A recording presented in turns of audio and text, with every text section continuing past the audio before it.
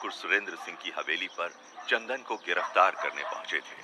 ठाकुर साहब, हमने सब पता कर लिया है। जब सागौन की लकड़ी की तस्करी के लिए पुलिस चंदन को गिरफ्तार करने आई थी, तब आपने उनको घूस देकर अपने बेटे को बचा लिया था। आपका बेटा चंदन 1 साल से गैर कानूनी तरीके से सागौन की तस्करी करता आ रहा है। ये रहा गिरफ्तारी का वारंट।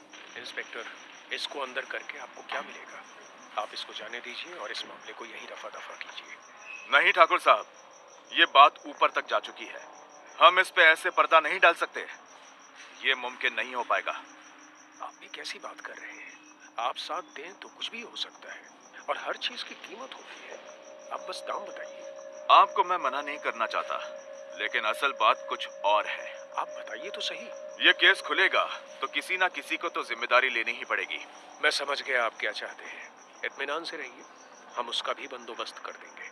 और फिर आपने उस बेचारे विनोद को इस केस में फंसा दिया। आपने मुझे बुलाया मालिक? हाँ विनोद, हमें तुमसे एक जरूरी बात करनी है। हमारा एक बहुत जरूरी काम है, करोगे ना? मालिक, आप बस हुक्म फरमाइए, मैं आपको निराश नहीं करूंगा। बहुत खूब, हमें तुमसे यही उम्मीद थी। अब देखो, मेरे लिए तो तुम और चंदन एक समान हो, पर आज वो मुसीबत में फंस गया है और तुम ही उसको बचा सकते हो। क्या हुआ चंदन भैया को? दरअसल बात यह है कि चंदन को पुलिस गिरफ्तार करके ले गई है किसी छोटे से केस में। मैंने उसको छुड़ाने का बंदोबस्त तो कर लिया है, लेकिन पुलिस के सामने किसी और को उसका जुर्म कबूल करना पड़ेगा। तो हमें लगा तुमसे ज्यादा भरोसेमंद आदमी कौन होगा। पर मालिक, तुम इतना मत सोचो, छोटा सा केस है। मैं सुबह ही अपने वकील से कह के तुम्हारी बेल करवा दूंगा और तुम्हारे घर 5 लाख का मुआवजा भी भिजवा दूंगा। भेंट के तौर पे रख लेना, तुम्हारा भला भी हो जाएगा और हमारे खानदान की इज्जत भी बची रहेगी। विनोद ठहरा सीधा साधा इंसान। गरीबी के चलते वो लालच में पड़ गया और आपकी बात मानने पे मजबूर हो गया। बेचारा और करता भी क्या, अपनी माली हालत से मजबूर होकर उसने आपके बेटे का जुर्म अपने सर ले लिया और जेल चला गया। आपने उसे जेल से छूट के वापस नौकरी पे रखने का वादा किया था, लेकिन आपने अपनी जुबान नहीं रखी। ना तो उसके घर पर वो रुपए भिजवाए, ना ही उसके माँ बाप की खोज खबर ली। 3 साल तक वो गांव वालों की जिल्लत और गरीबी की मार खाते रहे। जब विनोद 3 साल बाद जेल से छूटा और उसे ये सब पता चला, वो सीधा आपकी हवेली पे आ धमका। मालिक, विनोद तुम? मालिक, बाबूजी की तबीयत बहुत खराब है, उनका तुरंत इलाज करवाना पड़ेगा, हमारा पैसा दे दीजिए। तुम्हारे जेल जाते ही हमने 5 लाख रुपए तुम्हारे घर भिजवा दिए थे। अब क्या तुम्हें और पैसों का लालच आ गया है? ये कैसी बात कर रहे हैं आप? मेरे घर कोई पैसे नहीं पहुंचे, घर की हालत बहुत खराब है। आप अभी के अभी मेरे मुआवजे की पूरी रकम दे दीजिए। तेरी ये हिम्मत, हमसे धोखाधड़ी करने की कोशिश करता है?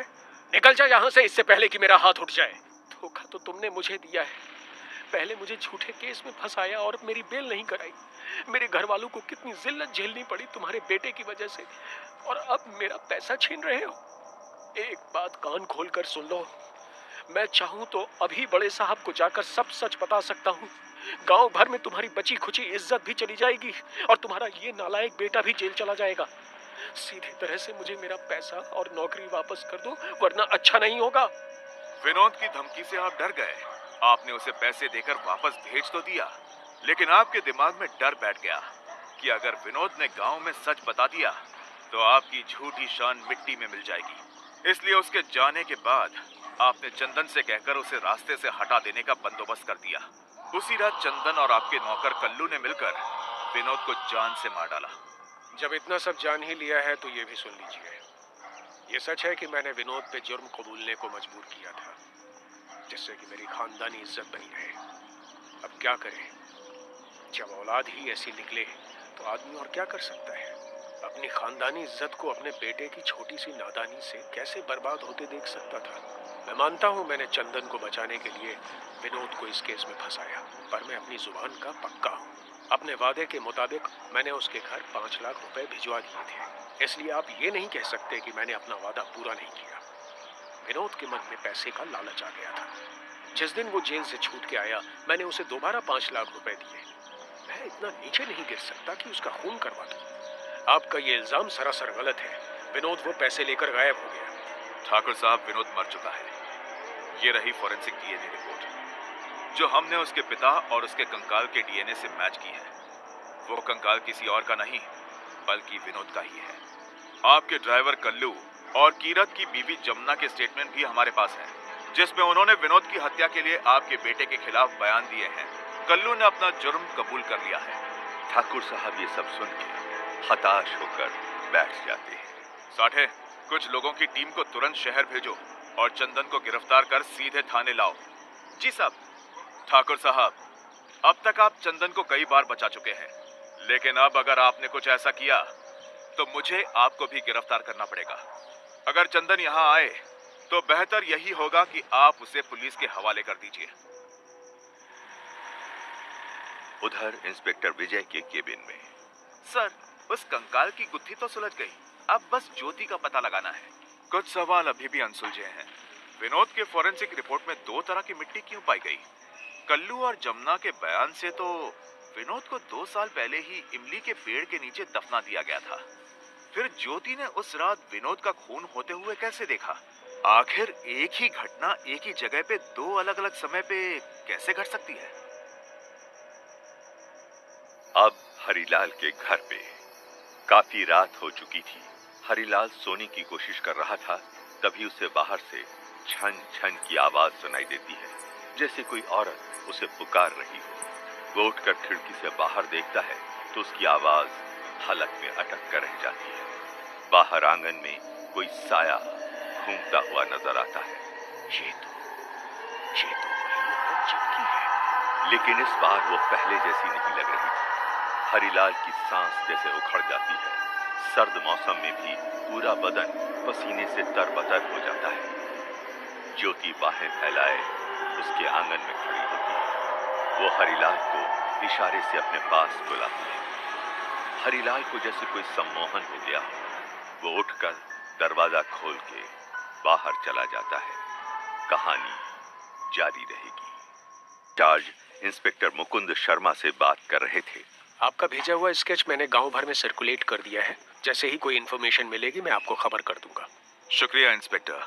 इस औरत का पता लगना केस के लिए बहुत जरूरी है। ये तो आप समझ ही गए होंगे। जी इंस्पेक्टर विजय, आपका विचित्र केस सुन के मैं भी ताज्जुब में हूँ, पर मुझे उम्मीद है हमें जल्द ही ज्योति का पता चल जाएगा। अगर वो इसी गांव की रहने वाली होगी तो कोई ना कोई उसे पहचानेगा ही। मुझे आपकी काबिलियत पर पूरा भरोसा है। अब हमें चलना चाहिए, काफी देर हो गई है। मौसम भी खराब लग रहा है। जय हिंद। साठे, क्या लगता है ज्योति की कोई खबर मिलेगी आज की नहीं? क्या पता साहब। सच बताऊं तो मुझे इस बात की ज्यादा खुशी है कि आखिर विनोद के कातिल पकड़े गए। अब उसकी आत्मा को शांति तो मिलेगी।